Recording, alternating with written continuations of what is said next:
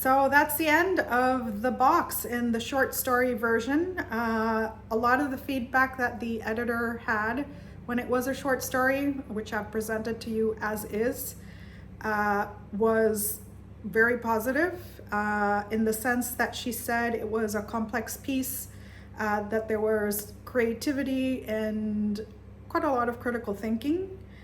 I think she didn't like Rhea. She felt that Rhea was too easy, that the whole relationship had come up in a way that was perhaps too perfect. And excuse me. She also didn't necessarily understand the link to James Bond. She thought that that whole chapter was a little cumbersome. She did like that there was that connection between the crystal and Nana's mother, and that all of this happens when she turns 30, although she felt that that case needed to be more compelling. This pressure that you get when you turn 30, or why that seemed to be such a significant moment to Nana. And she also had a lot of feedback just in general about how to develop the story and how to improve it. In the change that I made from having it be a short story called The Box to the novel Can You Be, I incorporated a lot of these changes. I also not only changed the relationship between her and Rhea so that it wasn't perfect, I caused strife between them. So it was challenge, and there was a problem that occurs there that is quite significant in the story.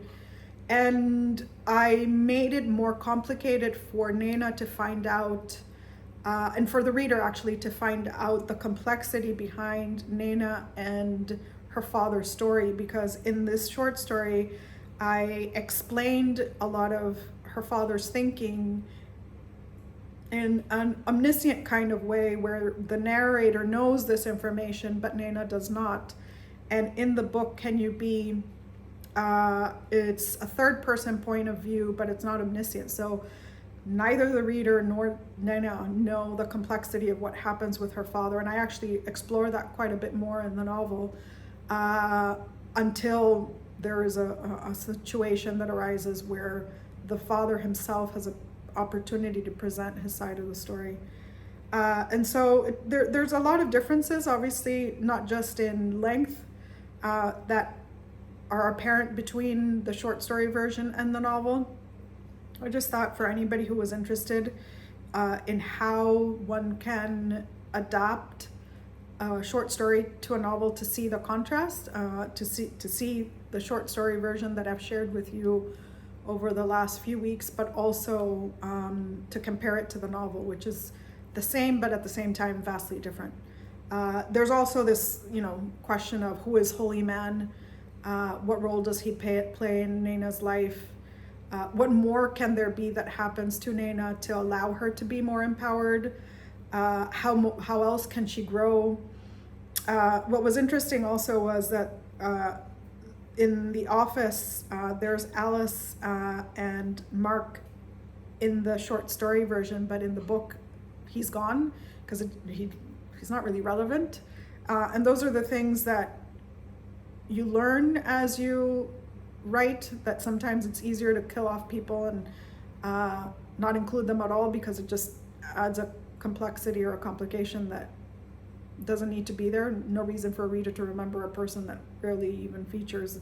So the only one who survived that story is Alice. And also in the short story, Alice was just one more employee, but in the novel, Alice is the owner of the real estate agency. So she has more of a vested interest in making sure that Nana is the right fit for her.